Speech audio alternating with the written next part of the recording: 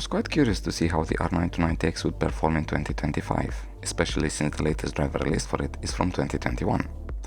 Also, it's winter in the northern hemisphere, so no better time to test this card than now. As you can see from the GPU window seen on screen right now, the card has 4GB of VRAM, a very difficult selling point nowadays. However, the memory bus is quite large at 512 bits, and it will remain to be seen if this is enough to compensate for the fact that this is GB DDR4 memory. The card is infamous for its 290 watts rated TDP, and a lot of board partners strapped as many fans they could get their hands on in a desperate attempt to keep the card at a reasonable temperature.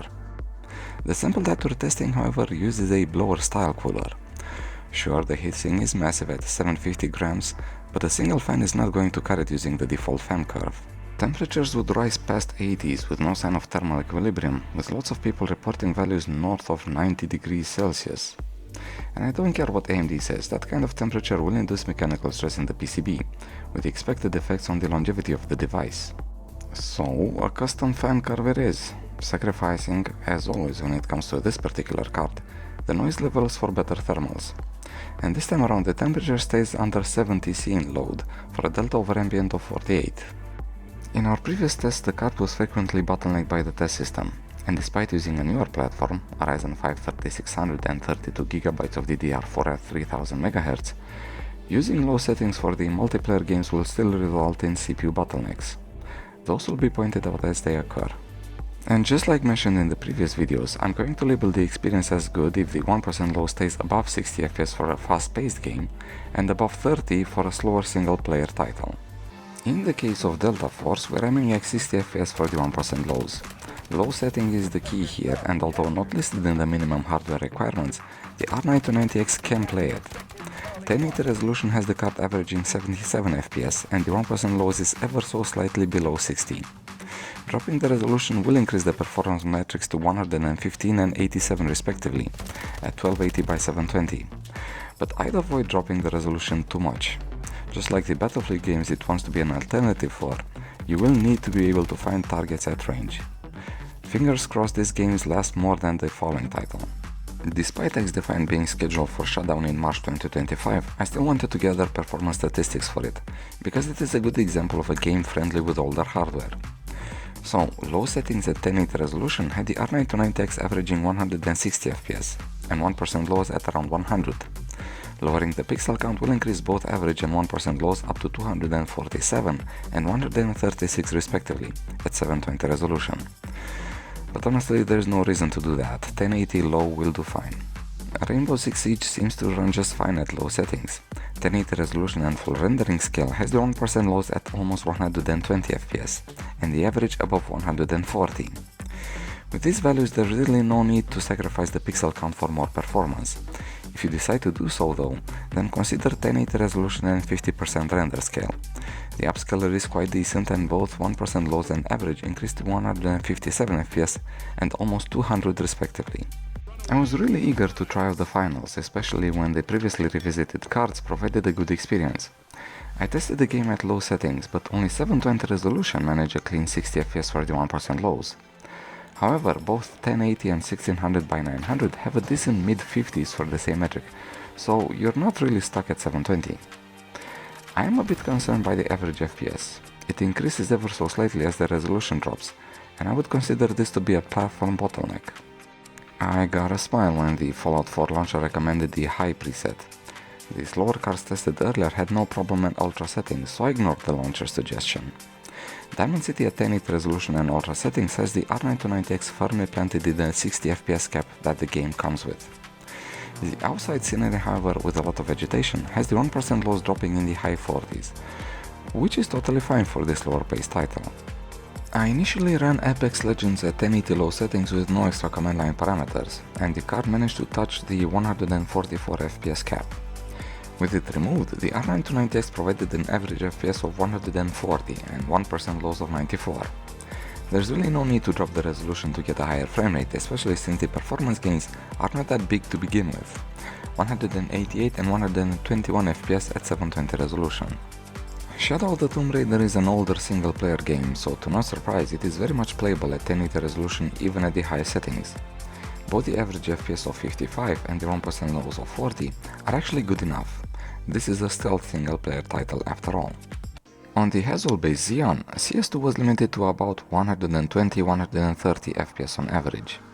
On the new test system, the Hawaii-based card now averages around 200-220 FPS, with 1% loss between 100 and 160 FPS.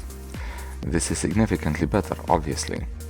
Also, obviously, having the same FPS values at all three tested resolutions means that at low settings, the R9 29X is still bottlenecked by the Ryzen 5 3600. Borderlands 3 is playable at 1080 resolution and high settings at most. The average FPS reaches 40 and the 1% loss is in the low 30s. You can increase the graphical options to ultra or even badass, but you pay for that in resolution. 1600 by 900 for the former and 720 for the latter. The 1% low stay in the low and mid 30s and the average is in the high 30s to low 40s.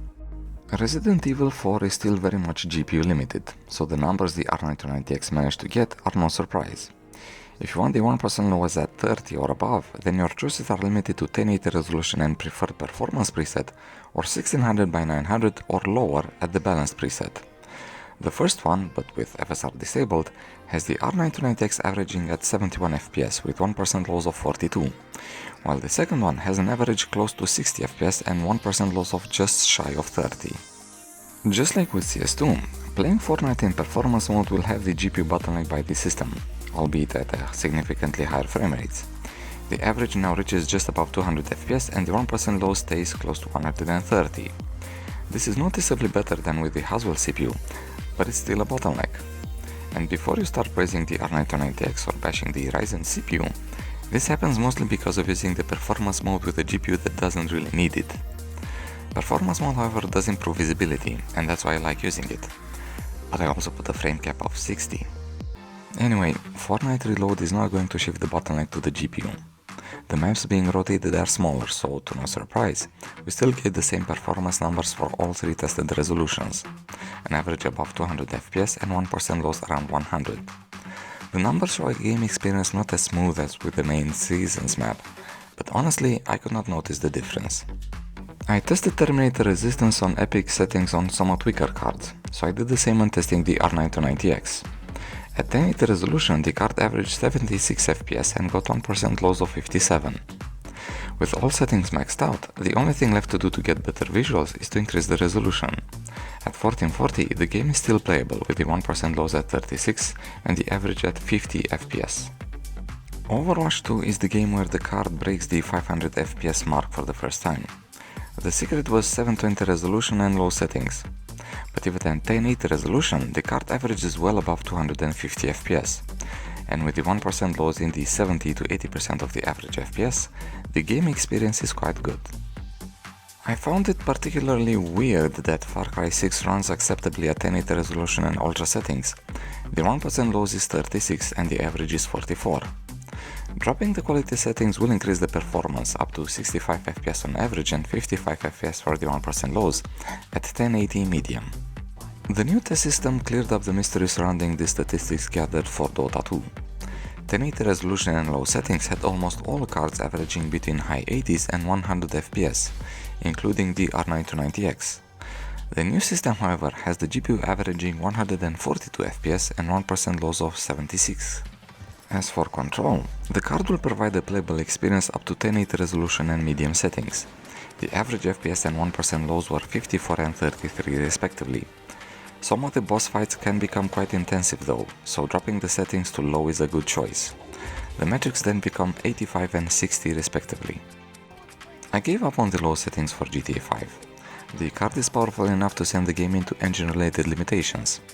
The launcher recommends a mix of very high and high settings, and at 1080 resolution, the R9 29X averages 115 FPS and runs the 1% loss at 83. But then again, the launcher also recommended 1440p resolution, and now the game averages 83 FPS and the 1% loss stay in the low 60s. I ran Warframe at 1080 resolution and low settings, and the performance metrics were way above what's needed for this PvE title. 369 FPS for the average and 230 for the 1% lows. It goes without saying there's a little bit of performance surplus that can be traded for better graphics. The R9 29X is probably the best Christmas gift if you live in the Northern Hemisphere and the heating broke. Joking aside though, the card still seems to have enough juice to play the easier to run titles of today. My main gripe with the 290X is the TDP, also 290, but watts this time around. I can take the power bill, I can take the noise that comes with trying to cool this card down, but 290 watts is still more stress applied to the card, both electrical and thermal. This then means a lower lifespan. The price for this thing, however, is quite close to the RX 570 and 580s, making for a rather awkward choice. A card that has a reduced lifespan due to thermal stress, or a card that has seen its fair share of Ethereum mining. To cut it short, there are a few alternatives at the same level of performance. Consider those before going for the R9 290X, and we'll examine a couple of them in the following videos. As for this one, we're done. Thanks for watching, I hope you liked it, and I'll see you